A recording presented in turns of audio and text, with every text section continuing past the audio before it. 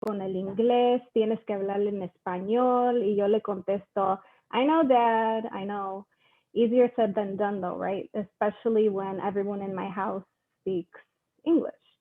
So during this year of COVID, Liam's padrinos, mis compadres, they bought him a fishing rod and a tackle box, and we started fishing quite a bit. So during our outings to different like forest preserves, Liam began to just randomly say things like, look at the amarillo leaves or the agua azul. And the more time we spent outside just appreciating, being more connected with nature, he just started using Spanish on his own. And I never had my phone with me because I wanted to keep it off. So I never had proof to actually give my dad that, he was speaking Spanish. But ever since then, my dad has heard him over the phone or has heard him from, a distance. Y ya no me regaña tanto. Oh, thank you, Yesenia. It's a beautiful story. John, if you'd like to share with us. Sure. The physical space that I'm in right now is in the bottom floor of my house.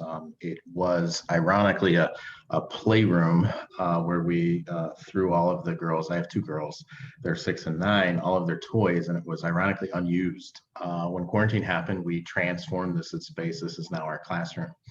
My wife, myself, when I'm home, the girls are down here, they're learning. Like Liam, they are also in a dual language program.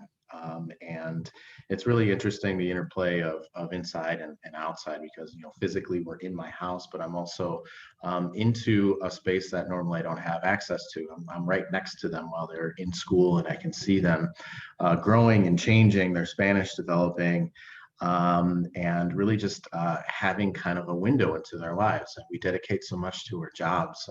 I find myself at school 8-10 hours a day, and I see my kids for just these little snippets, and to be next to them, to see that, it really plays with this idea of being inside their experiences. And I can see their Spanish developing, blurring the lines between English and Spanish and how they move back and forth. And it really brings me some hope and some joy, because I have evidence right here that my kids are still growing, they're still learning, they're healthy, they're well. There's so much emphasis on how terrible the lockdown has been and the quarantine, and rightly so, it has been. And at the same time, I think there are these little realizations, these little epiphanies that we have that lead us to believe there is going to be an end to this. There's going to be spring will come, as our author says, whether it's the season of spring or some metaphorical spring in the distance when we get to reemerge. And it gives me hope, and it gives me joy to know that my kids will emerge into a world that may be a little bit wounded, but still there and still beautiful and wonderful. Thank you, John. That was beautiful.